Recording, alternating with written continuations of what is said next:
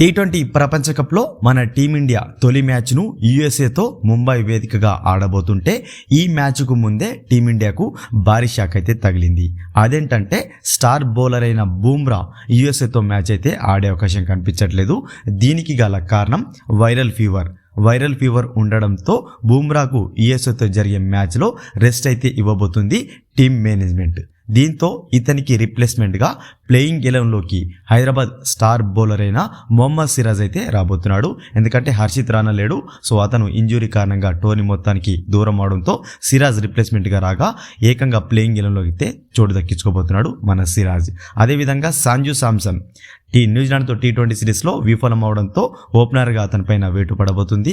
దీంతో అభిషేక్ శర్మకి జోడీగా ఇషాన్ కిషన్ రాబోతున్నాడు. వీరిద్దరు కూడా బీభత్సమైన ఫామ్లో ఉన్నారు, అభిషేక్ శర్మ, ఇషాన్ కిషన్లు. అదేవిధంగా తెలుగు ప్లేయర్ అయిన తిలక్ వర్మ కూడా ప్రాక్టీస్ మ్యాచ్లో ఆకట్టుకున్నాడు. వార్మప్ మ్యాచ్లో అతను కూడా 3వ స్థానంలో అయితే రెడీగా ఉన్నాడు అనమాట ఆడడానికి. మొత్తంగా టీమిండియా ప్లేయింగ్ 11 అనేది ఈ విధంగా ఉండబోతుంది యూఎస్ఏతో మ్యాచ్ సందర్భంగా. ఫ్రెండ్స్, ఈ వీడియో కనుక నచ్చినట్లయితే లైక్ చేసి షేర్ చేయండి. మరొక ఇంట్రెస్టింగ్ క్రికెట్ అప్డేట్తో మీ ముందుంటాను ఫ్రెండ్స్.